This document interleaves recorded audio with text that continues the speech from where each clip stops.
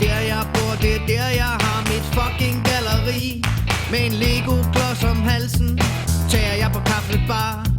Flasher min sømands tatovering af et anker på min arm. Jeg har en masterkandidat i noget der lyder unikt. Den klinger lidt af undergrunds media management fashion journalist. På Flixibike ferie til Berlin ryger jeg pibe i stedet for smøger.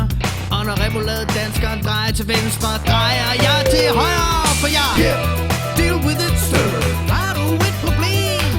Det er det liv vi lever, det er den livsstil vi kan lide. Hey, hvad klår du på? Har du et problem? Det kan godt være du synes vi ligner lort, men det er faktisk også mening. Med polaroidkamera kalder jeg mig for fotograf. Men jeg er også pissegod til andre ting, så længe jeg kan spille smart. Mine briller viser verden i sort og hvid, selv de er uden glas.